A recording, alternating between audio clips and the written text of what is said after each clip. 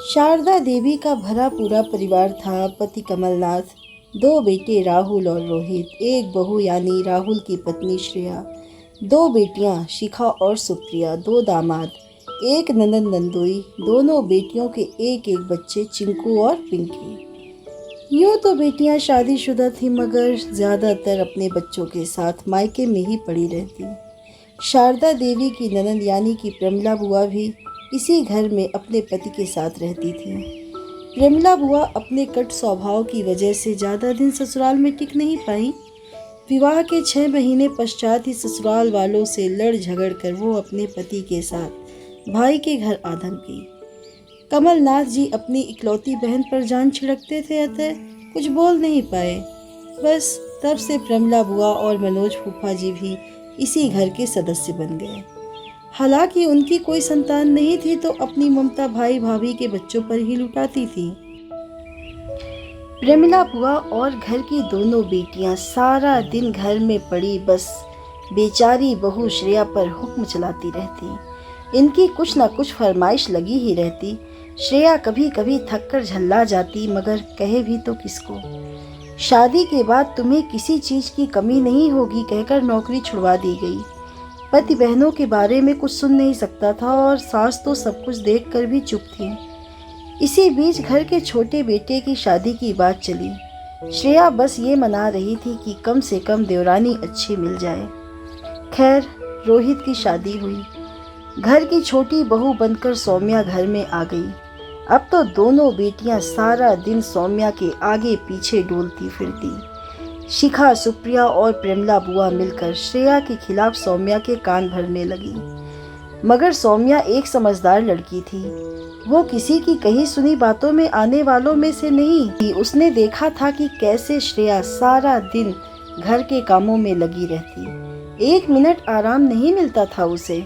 ऊपर से दोनों दीदियां और बुआ जी हमेशा श्रेया को नीचा दिखाते रहते। 1 महीना बीतते बीतते सौम्या और श्रेया की अच्छी दोस्ती हो गई। दोनों मिलकर सारे काम खुशी से निपटा लेती, फिर बातें करती या नई नई चीजें इंटरनेट से सीखती। घर की बेटियों और बुआ जी से बहुओं की ये खुशी बर्दाश्त न होती। वो तीनों पूरा प्रयास करती कि कैसे इन्हें परेशान करें। एक बार सौम्या ने श्रेया से पूछ लिया, दीदी आप इन लोगों की बातों का कोई जवाब क्यों नहीं देती? कितना परेशान करती हैं ये हमें, खासकर आपको। इस पर श्रेया बोली, कहें भी तो किससे? मुंह भी खोला तो घर में क्लेश मच जाएगा। तुम्हारे भैया और देवर जी दोनों ही अपनी बहनों के बारे में एक शब्द नहीं सुन सकते और माँ जी ने तो आंखों पर पट्टी बांध रखी है। वैसे भी उस टीम में 6 खिलाड़ी हैं और हम 2। सौम्या ने कुछ सोचते हुए कहा, तो फिर अब मचने देते हैं क्लेश। क्या मतलब? श्रेया चकित होकर बोली। सौम्या आंख मारते हुए बोली, मतलब ये दीदी कि अगर हम दिमाग लगाएं तो 1 और 1 मिलकर 11 हो सकते हैं। क्या और कैसे करना है वो आप मुझ पे छोड़ दो। बस आप वही करना जैसा मैं कहूँ। रात को सौम्या ने अपने मायके बात करके छोटे भाई को कुछ समझाया और सोने चली गई। सुबह तड़के ही उठकर उसने बाथरूम में साबुन का पानी फैला दिया। सबसे पहले नहाने श्रेया ही जाती थी। उसने श्रेया के कान में धीरे से कुछ बताया। श्रेया की तो हंसी निकल गई। बाथरूम में जाकर श्रेया ने जोर से बाल्टी जमीन पर पटकी और जमीन पर बैठ गई। फिर चिल्लाई, हाय माँ, मर गई, अरे कोई मदद करो, उठाओ मुझे। अपने कमरे में बैठे चाय का इंतजार कर रहे सभी लोग चीख सुनते ही भागे आए। देखा तो श्रेया बाथरूम में पैर पकड़े बैठी चिल्ला रही है। उधर श्रेया चीखे जा रही है, हाय मेरा पैर टूट गया। सौम्या तो श्रेया की एक्टिंग की कायल हो गई। सबने डॉक्टर को फोन करने को कहा ही था कि उसी वक्त सौम्या का छोटा भाई भी पहुंच गया जो कि MBBS की पढ़ाई कर रहा था। उसे तो सौम्या ने रात को ही सब समझा दिया था। वे आते ही बोला, अरे मैं भी आधा डॉक्टर बन चुका हूँ, इतना तो मैं ही चेक कर लूँगा। आधे डॉक्टर साहब ने हल्का फुल्का पैर घुमाकर देखा और घोषित कर दिया कि जबरदस्त मोच आ गई है, कम से कम 10 दिन तो बिस्तर से पैर नहीं उतरने चाहिए। कुछ दवाएं भी बता दी, मलहम लगाने और गर्म पट्टी बांधकर रखने का निर्देश दे दिया।